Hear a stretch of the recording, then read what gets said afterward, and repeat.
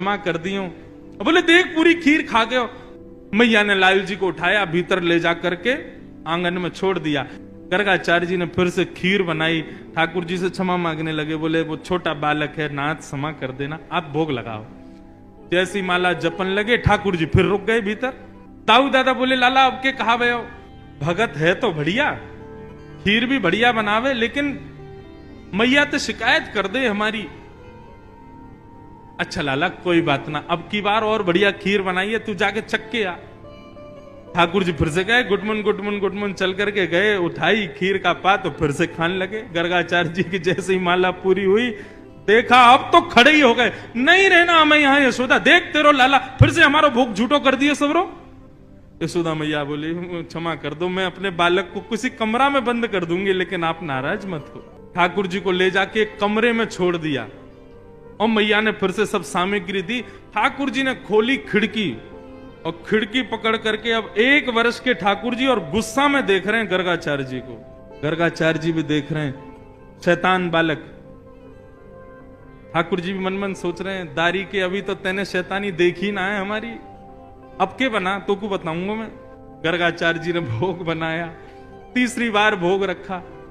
ठाकुर जी क्षमा कर दियो, छोटो बालक है, अब की बार भोग लगाओ। और जैसे ही त्वदीयम वस्तु गोविंद नाम जप करने लगे, ठाकुर जी उतरे और धीरे से खिड़की खोली, दरवाजा खोला, गुटमुन गुटमुन गुटमुन चल करके बाहर आए और उठाया खीर का पात्र। और जैसे ही पाने लगे, गर्गाचार्य जी को संदेह हो गया था कि कहीं बालक फिर से तो नहीं आ गया। जैसे ही नेत्र खोल करके देखा तो नन्हे से गोपाल जी के ही 4 भुजा प्रकट हो गई। शंख चक्र गदा पद्म ठाकुर जी ने अपने भुजाओं में धारण कर लिया। चतुर्भुज नारायण के रूप में नन्हे से बालक के रूप में ही प्रकट हो गए। और एक भुजा से तो स्वयं खीर खा रहे हैं और अपनी झूठे हाथ से ही गर्गाचार्य जी को खिला रहे हैं। गर्गाचार्य जी नतमस्तक हो गए, बोले नाथ क्षमा करना, मैं आपके रूप को पहचान नहीं पाए। ठाकुर जी बोले हमने ये रूप आपको इसलिए दिखाया है कि कल जब आप हमको हमारा नामकरण करोगे तो हमारे ग्रह नक्षत्र देख करके आपको सब पता चल जाएगा कि मैं कौन हूं। लेकिन ये सच्चाई हमारी मैया को मत बताना कि मैं कौन हूं।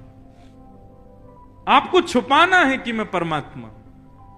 मैया अभी मुझसे प्रेम करती है, मुझे दुलार करती है, मुझे बहुत स्नेह देती है। यदि वाकू पतो चल गई कि मैं भगवान हूं तो कहीं मंदिर में दियावेगी मुझको पुजारी जी, या की पूजा करे करो, भगवान है ये, मुझको मंदिर में ना जानो, मैं तो मैया के पास ही रहूंगा।